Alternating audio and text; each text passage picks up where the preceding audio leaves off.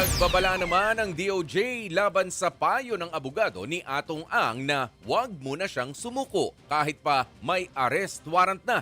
Red flag daw kasi yan na pwedeng ikaso laban sa kanila. Narito ang report ni JC Cosico.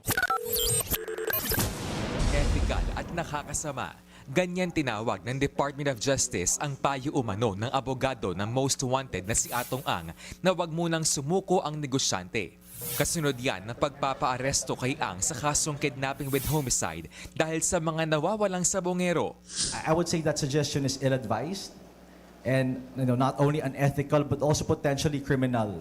Una nang sinabi ng abogado ni Ang na balak para muna nilang ubusin lahat ng legal remedy bago sumuko. Pero sabi ng DOJ, red flag ang payo na yan. Because it's a lawful order, any resistance to comply with it and disobedience to the enforcement of said warrant is punishable. Meron po yung kaakibat na penalty under the law.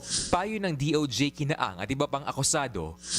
To face your charges head on, the law and the courts provide with processes to submit your evidence to defend yourself. Sa gitna naman ng investigasyon, wala pa raw conclusive findings ang DOJ na tugma ang DNA ng mga nawawalang sabongero sa mga butong na-recover sa Taal Lake. Pero muling nilinaw ng ahensya na hindi kailangan may makitang katawan para mapatunayan na may patayan ngang nangyari. Sa Taal Lake tinapon umano ang mga bangkay ng mga sabongero ayon sa whistleblower na si Julie Dondon Patidongan alias Totoy.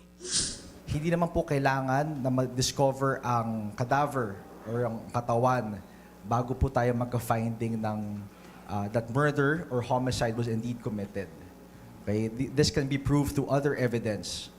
And because the case was already filed in court, I think it's very safe to say, I think based on the quantum of proof na talagang these crimes were committed irrespective of the fact na walang katawan na tagpuan. Nagbabalita mula sa Frontline, JC Cosico News 5. Mga kapatid, ako po si Ruth Cabal. Dito tayo sa totoo, dito tayo sa True FM. Mag-follow at mag-subscribe din po kayo sa aming social media accounts at True Network PH. Diyan po yan sa aming X na dating Twitter, sa FB, sa Instagram, sa YouTube, sa TikTok at sa mga podcast. At syempre, tutok din po kayo sa Signal True TV Channel 19.